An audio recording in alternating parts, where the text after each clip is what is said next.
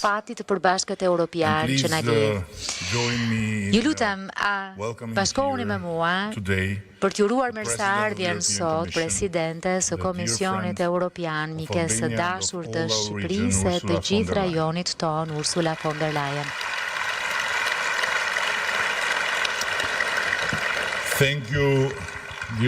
Faleminderit e dashur Ursula, që u ktheve në Ballkanin Perëndimor për të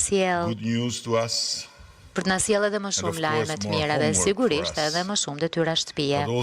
Por po kështu edhe për të shijuar më shumë diell, një ushqim më të mirë dhe sigurisht më pak mërzi se sa në Fluskën tënde të BE-s në Bruksel. Me lejen tuaj, zonja presidente, dua që t'i bëj një falënderim të veçantë skuadrës suaj për bashkëpunimin e jashtëzakonshëm për ta bërë realitet këtë gjë dhe sidomos drejtorit tuaj të përgjithshëm, Gert Jan, që ndau me ne mendimet e veta të mprehta për dobinë e një konferencë të tillë investimesh midis Bashkimit Evropian dhe Ballkanit Perëndimor, një konferencë që jemi të gatshëm ta kthejmë në një mbledhje të përditshme me një program gjithnjë më ambicioz. Të dashur pjesëmarrës, për një kohë mjaft të gjatë, historia e Europës dhe Ballkanit Perëndimor është shkruar me gramatikën e pritjes. Pritja për BE-n u bë thuajse një sinonimi e pritjes për Godon. Në një pikë caktuar u bë vërtet dëshpëruese. Shqipëria dhe Maqedonia e Veriut u bën rimishërimi i Vladimirit e Estragonit, pamundur për të shkëputur të dënuar të presin së bashku. E megjithatë, kur nuk ndalëm së ndruari momentin kur historia do të ndryshonte, dhe kur nuk reshtëm së punuari, në mënyrë që kur ky moment të vinte, të na gjente gati, të përgatitur dhe përpara fati. Dhe shkoi pikërisht kështu, kur momenti erdhi.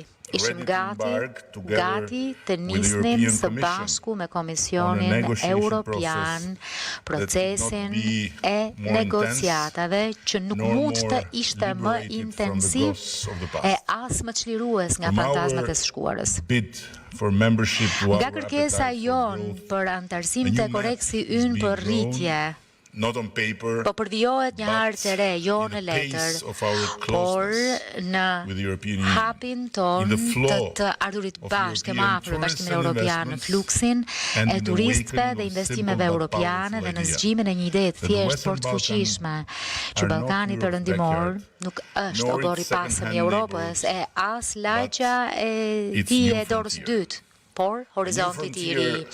Një horizont i ri jo prej mures e kufish, por horizont energjie dhe imagjinate. Një horizont ku Europa mund të rizbuloj shkatësinë e saj, oreksin, urinë e saj, nxitjen krijuese dhe mbi të gjitha dashurinë për jetën, për paqen e për të bërit bashkë. Sa më shumë hedhim sy nga bota rreth nesh, ku loja e madhe ekonomisë lëviz me shpejtësi, ku zinxhirët e furnizimit dridhen, ku teknologjia riformson jetën orë pas ore, e ku tranzicioni i gjelbër kërkon jo vetëm rregulla, por kuraj. Aq më shumë ndjejmë si kur më parë nevojën për më shumë Europë. Dhe pikërisht këtu, në zemër të këtij gatishulli, dikur përfillur si një periferi, etiketuar fuqia e barutit e Europës, gjendet një rajon në rritje 2 herë më të shpejtë se sa mesatarja europiane, që ka një nivel të ulët borxhi, që ka është më e rëndësishme, me një energji sipërmarrëse që nuk i trembet së nesërmes. Kjo nuk është rastësi, është një horizont i ri. Horizont i ri për mua do të thotë një vend ku investimet europiane gjejnë një ritëm shpejtësie të ri, ku inovacioni nuk e gjen veten të zhytur në pirgje letrash, ku rezistenca nuk është slogan, por një nevojë e përditshme që përmbushet nga përkushtimi i pakushtëzuar ndaj Bashkimit të Evropës, një vend ku projektet mund të shkojnë nga ideja në realizim më shpejt se kudo tjetër në kontinent, ku rregullat nuk janë një labirint, por një shkallë, ku sektori privat e qeverit lëvizin jo në vija paralele, por piktakohen si partner në një të ardhmet përbashkët. Një vend ku BE-ja dhe rajoni i saj takohen jo vetëm për të folur për të ardhmen, por për të bërë të ardhmen realitet. E nuk duhet shumë shkencë, por duhet sa kuraj për të kuptuar se Ballkani Perëndimor mund të bëhet strea amortizuese rregullatore e Europës, laboratori i rezistencës, një hapësirë për të testuar, për të ndërtuar e për të provuar të ardhmen. Nga energjia e lëndët e para kritike, tek infrastruktura inteligjencë artificiale, prodhimi i teknologjisë lartë, këto zinxhir europian të vlerës mund të zgjerohen, të diversifikohen e të bëhen më të fortë. Sepse le ta themi troç, Europa nuk e ka luksin të varet nga ajo që nuk kontrollon dot e ne në Ballkan. Nuk mund të kemi luksin të mbetemi ajo që jemi quajtur gjithmonë. Në rastin më të mirë, potencial. Ndaj le ta zëvendësojmë potencialin me qëllim, le ta kthejmë të kënd të Europës në një korsi të shpejtë të transformimit të Europës. Le të imagjinojmë një zonë të përbashkët horizontit ri, një ekosistem të ndërlidhur ku investimet miratojnë jo për vite tëra, por vetëm për muaj, ku përputhshmëria është e thjeshtë e transparente, e ndihmuar nga inovacioni, digitalizimi, inteligjenca artificiale, ku ligjet e tregut piktakohen me vlerat e Bashkimit Evropian. Le ta bëjmë një hapësirë të gjallë jetese për bizneset e sjella afër, jo vetëm në prodhim, por në besim. Le ta bëjmë një vend ku kompanitë europiane e vinë jo për krahun e lirë të punës, por për partneritete inteligjente. Ne e dim vendin tonë, po kërkojmë na jepet falas një vend në tryezë. Po kërkojmë të ndihmojmë BE-n në përpjekjet e veta për të ndërtuar këtë tryezë nga e para, sepse zgjerimi apo bashkimi, siç preferoj ta quaj, nuk mund të ketë bëjë vetëm me gjeografinë, duhet të ketë të bëjë me inteligjencën strategjike. Ballkani Perëndimor nuk është një problem për t'u zgjidhur, por një zgjidhje që pret të integrohet. Ky është mesazhi i horizontit të ri, që kapitulli tjetër i qendresës së konkurrueshmërisë së Europës nuk do të shkruhet vetëm në Bruksel, apo në kryeqytetet e vjetra të Europës, rregullueshme Bashkimit Evropian, por edhe në Podgoricë, Tiranë, Beograd, Shkopje, Prishtinë, Sarajevo së bashku. Nga qymyri e Çelikun në inovacion e besim për partnerët europian. Nuk u kërkojmë bamirësi adhurata.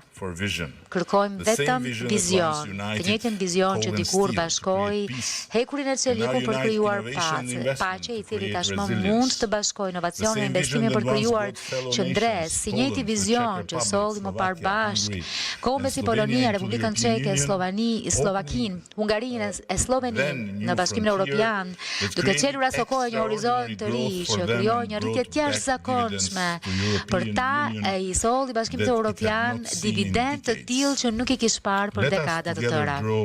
Le të përbijojmë së bashku një udhër fyes ku stimujt tanë piktakohen me përparësitë tuaja, ku reformat tona i përgjigjen nevojave tuaja dhe ambicjet tona përputhen me nivelin evropian. Siç thosh Albert Camus, bujaria e vërtet kundrejt së ardhmes është t'i japësh gjithçka së tashmes. Fuqia e Europës nuk do të matet në fundit nga matësia e institucioneve të veta, por nga shtrirja e imagjinatës së saj. Një imagjinat që është diçka që Ballkani Perëndimor e ka me bolli. Pra le t'i japim gjithçka kemi këtij momenti të tashëm, këtij horizonti të ri që mund ta ndërtojmë së bashku. Le të kujtojmë fjalët e Jean Monnet, një prej etërve themelues të Europës. Njerëzit e pranojnë ndryshimin vetëm kur përballen me nevojën dhe e shohin nevojën vetëm kur ja beh kriza. E me qëra fjala, nevoja është këtu. E kriza ka ardhur tashmë. Ndaj le ta transformojmë nevojën në vizion dhe krizën në krijim. Yes.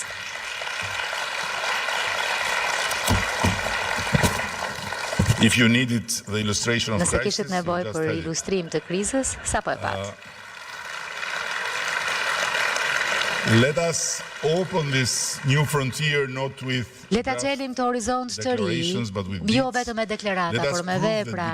Le ta vërtetojmë që midis Alpeve e Egjeut ka ende hapësirë për Europën që të rritet, e të bëhet më e urtë, të rritet më shpejt, të bëhet më e lirë. E në këto linja, më lini të citoj presidenten ton Ursula von der Leyen, e cila në fjalën e saj për gjendjen e Bashkimit Evropian e bëri shumë të qartë. Europa do të ecë gjithmonë më mirë kur ne të punojmë së bashku me partnerët tanë, me fëmijët tanë, me ata që ndajnë shpresat e historinë tonë.